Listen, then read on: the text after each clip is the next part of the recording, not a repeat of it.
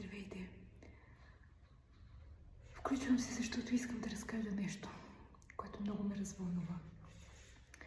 В Пловдив съм и викам едно такси, защото трябва да отида да си върна дрехите, да си взема нови за ефира в сряда. Викам такси, качвам се, той казва къде и аз казвам Отец Паисий, Арлет. И само казвам това нещо и човека, таксиметровия шофьор, казва: вие сте доктор Щонова, нали?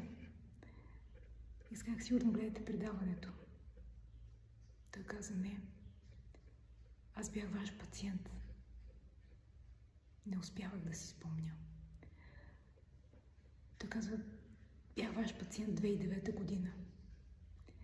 Спомняте ли си? Тогава бях зависим, бях крупие в едно казино. И майка ми и баща ми, семейството, страдаха много. И майка ми каза: виж, искам да те заведа при една лекарка.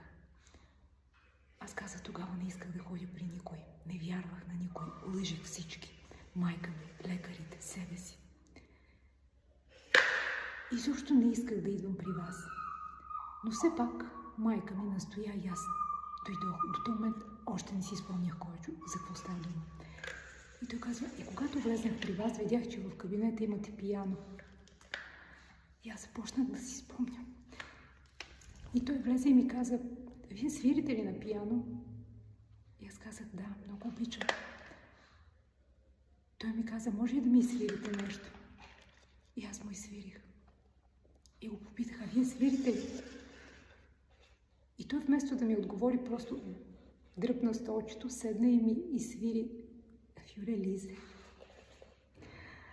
И когато ми го разказа днес, си спомних. И тогава той каза: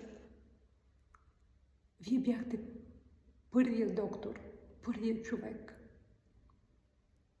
когато не исках да лъжа.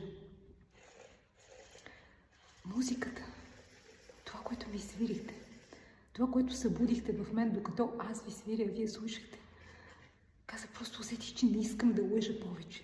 И започнах да разказвам и да споделям. И това ми помогна толкова много да осъзная себе си.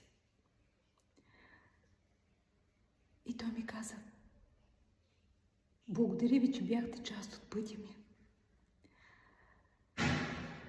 Вие не бяхте единственият човек, който ми помогна, каза той, но бяхте